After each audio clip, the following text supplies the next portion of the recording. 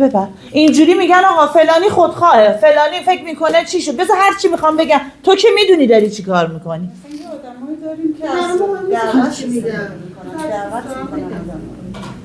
تو که خودت میدونی داری چی کار میکنی، کارتو بکن. زمانی که به اون جایی که باید برسی رسیدی، اصلا اون اتفاق میفته. انقدر از تو عشق ساطع میشه که همونایی که نشستن قضاوتت کردن خودشون میفهمن که اشتباه کردن.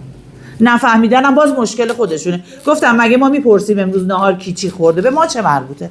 به ما چه مربوطه کی چه فکری بکنه؟ تموم شد.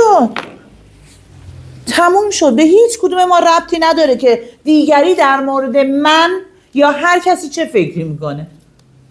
مگه به شما مربوطه من در مورد اون چه فکر میکنم که به من مربوط باشه شما چه فکر؟ تازه من انقدر مهم نیستم که کسی بخواد در موردم فکر کنه. من فکر میکنم خیلی مهمم.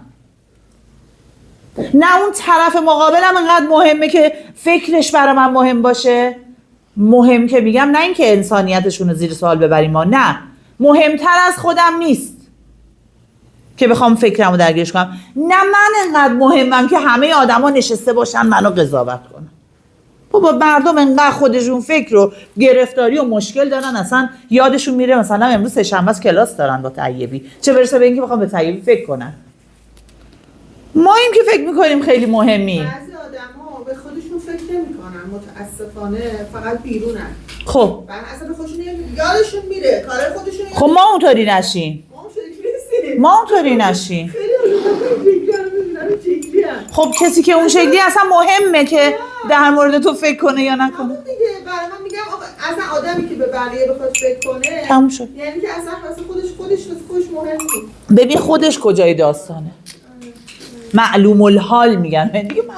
کسی که معلوم الحاله دیگه برای چه تو برات مهم باشه که اون چه فکری در مورد تو بکنه. تو مسیر درست با نیت درست و به طریق درست برو، بقیهش دیگه اصلا خود جهان هستی حل و فصل میکنه. آرامش میده. بعد از آرامش داریم میریم تو مرحله شادی. اولش آرامشه، بعد شادیه. شادی و آرامش که ادغام میشه میشه ثروت مادی و معنوی، هر دو میافتیم تو اون پروسه. ثروت میگه فقط پول نیست، یه سری انسان‌هایی هستند که میتونن ثروت ما باشن، وجودشون، حضورشون تو زندگیمون، که هر موقع اراده کنیم در کنارشون حس خوب رو میتونیم تجربه کنیم. اصلا چه ثروتی بالاتر از این که من با خود درونیم بتونم ارتباط برقرار کنم و انعکاسش بیرونه دیگه.